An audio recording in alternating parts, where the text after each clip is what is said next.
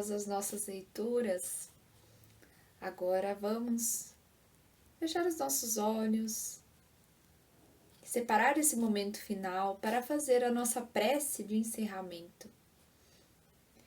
Elevamos o nosso pensamento e o nosso coração a Jesus, o amigo de todas as horas e nosso roteiro de luz. Agradeçamos pela sua constante presença amiga em nas nossas vidas. Que possamos, no decorrer dessa semana, nos lembrarmos que vivemos em constante integração com o nosso próximo e que a alegria, o equilíbrio e a plenitude espiritual só poderão ser alcançados quando tivermos empatia, respeito e amor por todos que nos cercam. Assim, agradecendo e pedindo a Deus o fortalecimento da nossa fé, nos despedimos desse momento. Que possamos levar a luz desses ensinamentos adiante. Assim, que Deus abençoe a todos aqui presentes nesse momento. Que tenham uma excelente semana e até o nosso próximo encontro. Olá, iremos fazer a leitura do Livro dos Espíritos, livro 2, capítulo 7, Simpatias e Antipatias Terrenas. Questão 386. Dois seres que se conhecem e se amam podem se encontrar em uma outra existência corporal e se reconhecerem? Resposta: reconhecer-se, não, mas ser atraído um para o outro, sim. Frequentemente, essas ligações íntimas, fundadas sobre uma afeição sincera, não têm outra causa. Dois seres se aproximam um do outro, por circunstâncias aparentemente fortuitas, mas que são o fato da atração de dois espíritos que se procuram na multidão. Outra questão. Não seria mais agradável para eles se reconhecerem? Resposta: nem sempre. A lembrança de existências passadas teria inconvenientes maiores do que acreditais. Depois da morte, eles se reconhecerão e saberão o tempo que passaram juntos. Questão 387. A simpatia tem sempre por princípio um conhecimento anterior? Resposta: não. Dois espíritos que se compreendem procuram-se naturalmente, sem que tenham se conhecido como homens. Questão 388. Os encontros que ocorrem algumas vezes de certas pessoas e que se atribuem ao acaso, não seriam o efeito de uma espécie de relações simpáticas? Resposta: há entre os seres pensantes laços que não conheceis ainda. O magnetismo é o guia dessa ciência, que compreendereis melhor mais tarde. Questão 389. De onde provém a repulsa instintiva que se experimenta por certas pessoas à primeira vista? Resposta: espíritos antipáticos que se adivinham e se reconhecem, sem se falarem. Questão 390.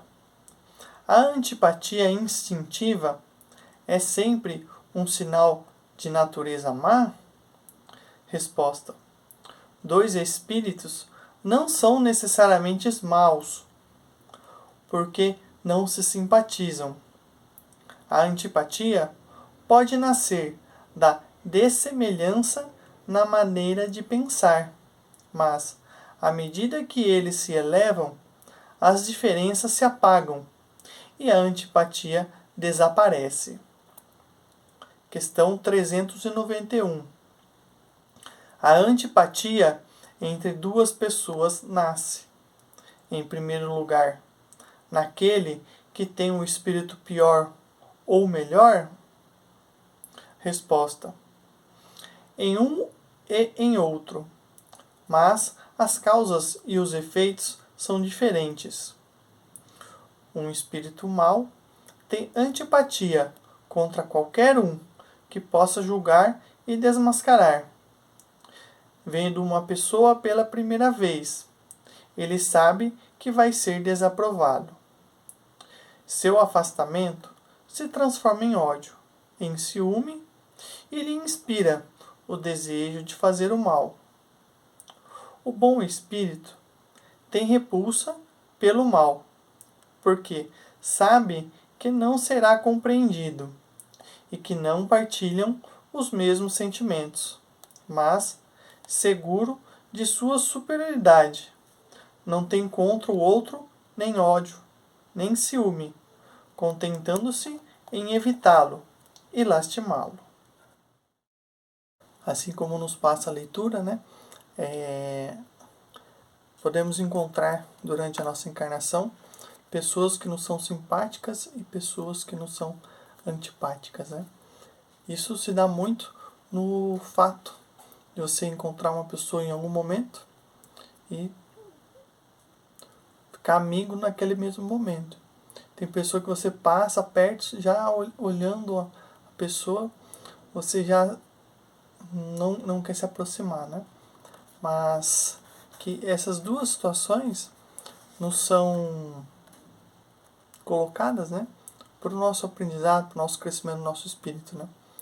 Apesar da facilidade da convivência com pessoas que não são simpáticas, podemos enxergar as nossas situações cotidianas, podemos praticar no nosso lar, né, na convivência os ensinamentos da doutrina espírita, e as pessoas que não são antipáticas, né, é um reforço na prática do ensinamento da doutrina, porque vai ser necessário muito mais esforço para você lidar, para você conviver com essas pessoas, né?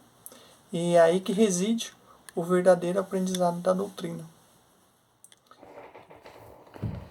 Questão 392.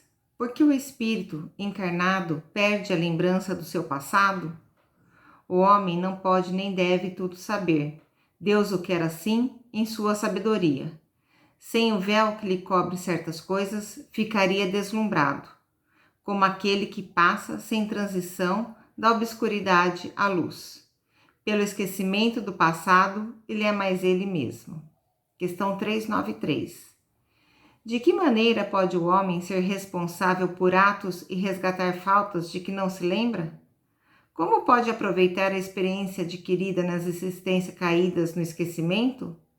Conceber-se-ia que as tribulações da vida fossem uma lição para ele, se lembrasse do que as originou, mas do momento que não se lembra, cada existência é para ele como se fosse a primeira e está, assim, sempre a recomeçar. Como conciliar isso com a justiça de Deus? A cada nova existência, o homem tem mais inteligência e pode melhor distinguir o bem e o mal. Onde estaria o mérito se ele se lembrasse de todo o passado? Quando o espírito volta à sua vida primitiva, a vida espírita, toda a sua vida passada se desenrola diante dele, e ele vê as faltas que cometeu e que são causa do seu sofrimento, e o que o poderia impedir de as cometer. Compreende que a posição que lhe é dada é justa e procura, então, a existência que poderá reparar aquela que vem de se escoar. Procura provas análogas àquelas pelas quais passou, ou lutas que crê adequadas ao seu adiantamento, pedindo aos espíritos que lhe são superiores para ajudá-lo nessa nova tarefa que empreende, porque sabe que o espírito que lhe será dado por guia nessa nova existência procurará fazê-lo reparar suas faltas, dando-lhe uma espécie de intuição das que cometeu. Essa mesma intuição é o pensamento, o desejo criminoso que vos vem frequentemente e ao qual resistes instintivamente, atribuindo, no mais das vezes, vossa resistência aos princípios que recebestes de vossos pais, enquanto que é a voz da consciência que vos fala, e essa voz é a lembrança do passado, voz que vos adverte para não recairdes nas faltas que já cometestes. O espírito, entrado nessa nova existência, se suporta essas provas com coragem e se resiste, eleva-se e ascende na hierarquia dos espíritos quando volta entre eles. Se não temos, durante a vida corporal, uma lembrança precisa do que fomos e do que fizemos, de bem ou de mal, nas nossas existências anteriores, temos a intuição, e nossas tendências instintivas são uma reminiscência do nosso passado. Aquela nossa consciência, que é o desejo que abrigamos de não mais cometer as mesmas faltas, nos previne a resistência. Olá, amigos que nos acompanham aqui no nosso canal da Casa dos Espíritos, no YouTube. Bem-vindos a mais um Evangelho no Lar, que estamos aqui hoje reunidos para trazer os ensinamentos que estão no Livro dos Espíritos. As nossas leituras de hoje vão ser no capítulo 7, que é o Retorno à Vida Corporal, e os itens que serão lidos, eles pertencem aos tópicos, né? Simpatia, antipatia terrena e esquecimento do passado. As preces de abertura e encerramento serão feitas por mim, Michele, e as leituras serão feitas pelo Simael e pela Gislaine. E os itens que serão lidos são entre o número 386 a 393. Então, daremos seguimento a essas questões e pedimos, na nossa prece de abertura, que Deus abençoe, que sejam momentos muito proveitosos e que possamos abrir com certeza os nossos corações para essas lições valiosas e para os ensinamentos que receberemos nesse momento. Que assim seja.